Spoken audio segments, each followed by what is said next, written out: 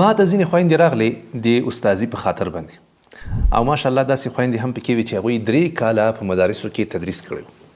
خو سبحان الله کله چې ما پوښتنه ترېنه وکړه چې یو تلاوت راته وکړه د هغوی تلاوت کاملا غلط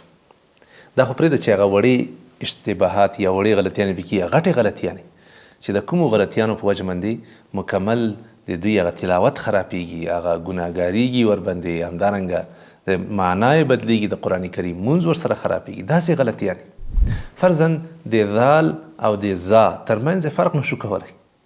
ما ورته ویلي چې ذال او ذا څه ته وایي موږ تجویدونه کړي دي موږ استاذیانې کړي دي موږ دا کړي دي که نه 3 کاله چا 2 کاله او څوک سندونه لري رسمي سندونه لري سندونه یې اخیستي دي فراغت ماشاءالله غونډې نیول شوي دي خو بیا په آخره کې دوی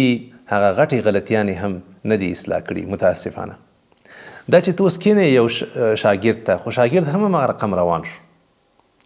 آینده کې د استاذ قرآن هم غلط د شاګرد قرآن هم غلط په آینده کې د ټولو مسلمانانو د افغانانو قرآن شریف غلط دا څومره د افسوس ځای ده ای قدرمن استادانو مخکې د دې نه چې تاسو استازي شروع کړئ یو ځل ښه ځان مطمئن کړئ دا قرآن الله جل جلاله سخت کړی نه ده دا الله جل جلاله آسانه کړی ده ولقد یسرنا القرآن الله جل جلاله فرمایي چې موږ د قرآن آسانه کړی ده د پوهې لپاره د زده کولو لپاره د فکر کولو لپاره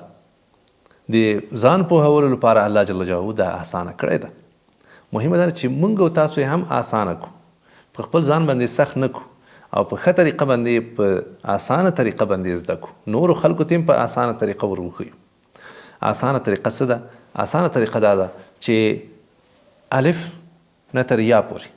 یو شاګرد ته وښیي بیا ورته چې ته یا نه ووایه سرچپه یې ووایه داسې تر الفه پورې که چېرته هغه ویلی شو مطلب دا ده چې دا ماشوم دا حروف پیژندلی دي او نور انشاءالله مخکې په اسانه تللی شي خو که چېرته دا حروفو باندې نه پوهي فقط زباني یاد کړی و لکه د طوطي غوندې که نه الف نه تر یې پورې نور پوهېده نه چې دې کې کوم یو ځوات ته یا مثلا ته پوښتنه ترې نه وکړي په سین باندې ورته ګوته کېږي دا چې دا نه پوهېږي مطلب دا چې ده فقط یاد کړی د نور ورباندې پوه نه ده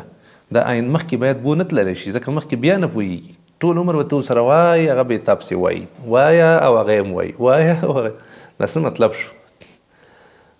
زیات بوج او یا فیصده بوج دا باید په شاګرد باندې نه په استاذ باندې ځکه استاذ ته خو یو نفر نه ده ناست کړه دا چې ته ټول ورسره وایه تیاره مړۍ په خوله کې ورکوي هغه چې ولې فکر وکړي ولې زده کړي نه دا باید ته ورباندې ووایې د هر یو حرف د شاخوا نه باید راشي ورته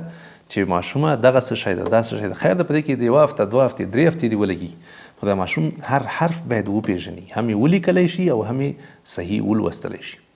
له هغه نه وروسته تاسو چې کله زبر زیر پیش دا راورسېدل نو تاسو داسې مه ورته وایئ چې الف دوز الف زبر ا با زبر با تا زیر ت ث پیش سو داسې مه ورته وایئ بچیه د الف ته زبر ورباندې راغی دا څه رقم ویل کېږي ا بچیه د ب د زیر ورباندې راغله دا څه رقم ویل کېږي ب پیش ورباندې راغی دا څه رقم ویل کېږي بو خلاص څومره اسانه شو بس دا ماشوم ذهن خلاص شو هر ځای کې چې بې باندې پیش راځي دا به بو وایي هر ځای کې چې په دال باندې پیش راځي دو به وایي که هغه که په زال باندې راځي که په ری باندې راځي که په شین باندې راځي دا به همغه رقم به وایي دته به پوهه حاصلوي همدارنګه چې کله په الف باندې 2 زبرونه ورته بچي مخکې په یو زبر راته ا ویل کېده اوس په 2 زبرونه راغلل 2 زبرونه اوس څنګه ویل کېږي ان بس دا په آینده کې دنه نه غلطېږي بیا داسې مو ورته الف دو زبر ان با دو زبر بن دا خو خبره اوږده شوه سخته شوه ماشوم بس بچیه دا جیم ده یو زبر پرې راغی څنګه ویل کېږي جا 2 زبرونه پرې راغلل جن ویل کېږي ښه 2 پیشونه پرې راغله دا به څنګه وایي بچیه جون 2 زیرونه پرې راغلل جن صحیح شو که نه په دغه طریقه باندې انشاءالله چې تاسو مخکې لاړ شئ ډېر په ښه طریقه ماشومان هم پوهېږي دا عملاً ما تجربه کړي دي د ماشوم ذهن ورسره خلاصېږي او ټول عمر به تاسو سره هغه په اوږو باندې نه وي در پروسته د قرآن تر اخره ورسره ووایه د قرآن کریم فقط یوه سپاره ورسره ووایه اخري سپاره بس نور هغه پرېږده هغه یې په خپله وایي ته فقط مهرباني وکړه غوږ ورته ونیسه او اشتباهات یې ورته اصلاح کړه هغه هېڅ وخت کې هم په تا باندې به نه بوجي نه تا ورسره دماغ خرابېږي نه د انرژي مصرفېږي بس ناسته تلاوت کوي چې دا غلط شو ورته نه متوجه داسې دغه ورته وایه بس هغه په خپله سوچ کې فکر کې ځکه تا ورته ښودلي دي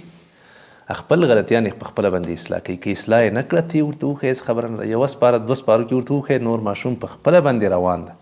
ته به ورته وایې چې لږ لږ وایه، دی به وایي نه ډېر وایم. تر اخره پورې به انشاءالله په ښه طریقه باندې رواني. مهمه دا ده چې ماشوم ته په اوله کې موږ